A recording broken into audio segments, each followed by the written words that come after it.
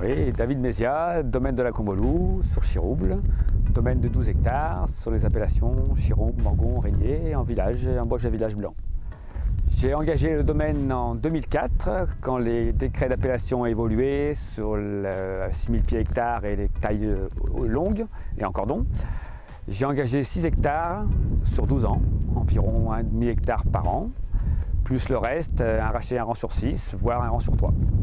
Donc évidemment, la restructuration à cette époque, c'était tout nouveau, peu de certitudes. Donc ça n'a pas été simple au niveau déjà de l'investissement. Hein. La chose la plus embêtante, c'est de mettre de l'argent chaque année un petit peu, sur autant d'années. Après, le regard des autres, le regard de mon père, c'est pas si simple à faire comprendre à tout le monde cette évolution un peu dure, un peu rapide en plus. Mais bon, ça s'est bien passé, on a appris sur le tas. Heureusement, après sont arrivées tout de suite les aides. Au départ, c'était des aides individuelles, 7 à 8 000 € hectare. Après, le plan collectif est arrivé en Beaujolais et là, ça a augmenté un petit peu les aides, entre 10 et 11 000 €. Pas mal de travail quand même, de monter les dossiers, de respecter tout ce qu'on avait engagé, déclaration pacte. Mais bon, ça se fait, on prend l'habitude et en fin de compte, ça vaut le coup parce que ça représente environ un tiers des frais d'investissement pour les restructurations.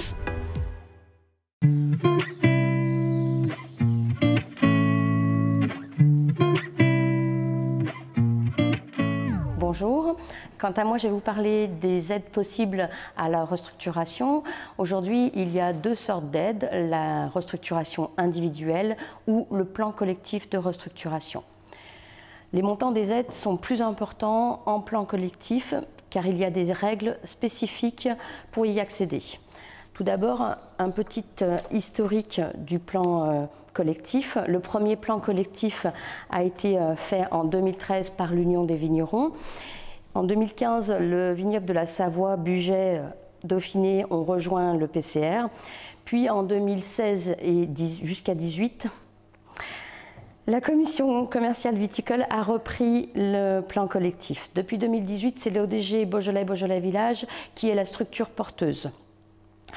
Le plan collectif de restructuration, communément appelé PCR, est une mesure communautaire d'aide à la restructuration. Son objectif premier est de permettre d'adapter la production de chaque entreprise à la demande du marché en favorisant la modification du mode de conduite et aussi la reconversion variétale.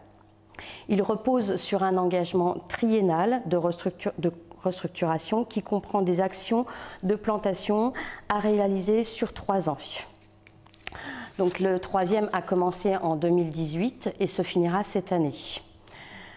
Quelques chiffres, le PCR 1 sur 89% des surfaces demandées ont été primées.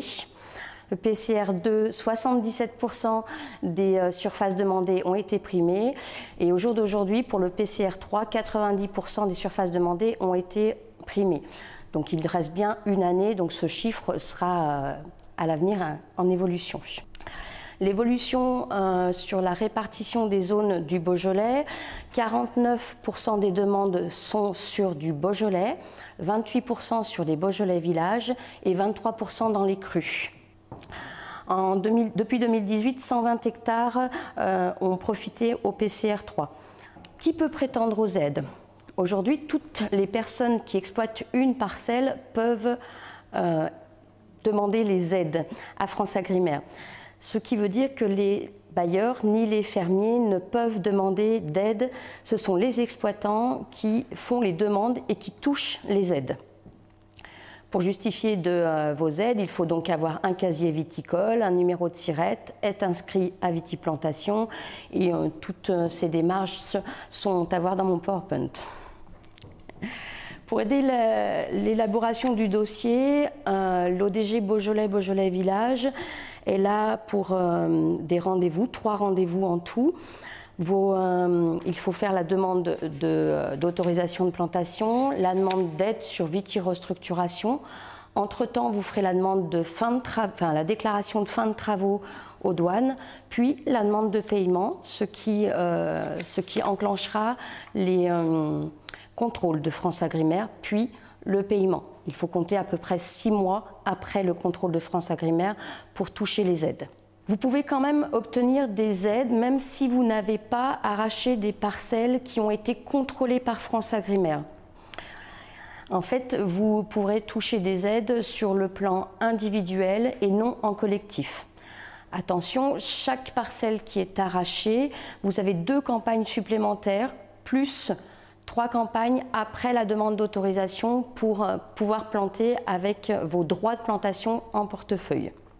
Si vous souhaitez planter avec des aides financières avant le 31 juillet 2021, vous devez obligatoirement réaliser donc les 4 étapes que je vous ai citées précédemment et vous pourrez alors toucher des aides jusqu'à 10 250 € en individuel et 13 750 € en collectif. Attention, les aides ne correspondent pas à la surface de replantation. La demande de plantation, c'est la surface cadastrale. La demande d'aide, c'est surface ras des souches, plus un demi-interrant, c'est-à-dire que le CVI est diminué d'environ 10%. En effet, les chintres, chemins, tétières, béragnons ne sont pas comptés dedans. C'est idem pour la surface d'arrachage. La surface CVI n'est pas égale à la surface primée. C'est toujours ras des souches, plus un demi-interrant, moins le pourcentage de pieds morts et manquants. Pour bénéficier du plan collectif, pour être éligible, il faut avoir été inscrit en 2018. Il faut que vos arrachages aient été contrôlés par FranceAgriMer. Il faut que les plantations en Beaujolais soient d'un minimum un écart entre les rangs de 2 mètres et pour les crues d'1,80 m. Toutes les appellations, vous devez avoir un écart entre les pieds de minimum 80 cm, ce qui est marqué dans le cahier des charges. Pour la restructuration du vignoble, seuls les droits de plantation convertis en autorisation de replantation sont éligibles. Les autorisations de plantation nouvelles sont en quant à elles exclues du dispositif d'aide de FranceAgriMer. Toutefois, vous pouvez quand même demander des aides au niveau de la région. La restructuration individuelle ou restructuration en plan collectif, pour les deux demandes d'aide, la reconversion variétable est primable, c'est-à-dire de gamay en chardonnay ou de chardonnay en gamay. Et il faut, dans tous les cas, avoir des plans certifiés. Le critère européen est non modifiable. Pour la restructuration individuelle, la modification de densité est d'au minimum 10%. 10% le plus souvent à la baisse, mais dans les Beaujolais, ça peut être 10% à la hausse, sans excéder 6250 pieds hectares si vous replantez des parcelles qui avaient été arrachées un rang sur 2 en fait. Les aides en IGP, donc en comté rhodanien, sont aussi éligibles. Vous trouverez dans le PowerPoint les cépages illisibles et les cépages refusés. Important, les bénéficiaires des aides à la restructuration et à la reconversion du vignoble sont soumis à l'obligation d'un dossier PAC. Ce dossier est à déposer 1 an après avoir touché les aides, soit environ 2 ans après la plantation. Plusieurs structures peuvent vous aider, dont la Chambre d'agriculture. Je pense que j'ai fait le tour du PowerPoint, du sujet. Si vous avez des questions, n'hésitez pas. Aujourd'hui, la modernisation du vignoble est très importante. C'est indispensable pour permettre la mécanisation, le travail du sol et donc diminuer les produits phytosanitaires. Les coûts de production sont moindres et surtout la pérennité du vignoble. Depuis 1997, nous avons perdu en Beaujolais Village 48% de la superficie et 4% en crue, même si ces dernières années, ce problème s'accentue aussi en crue. L'âge moyen des vignes est d'environ 45 ans. Il est urgent de faire quelque chose. Nous sommes à l'aube d'un renouveau, donc tout est possible sur notre territoire. C'est important de voir l'avenir. Merci.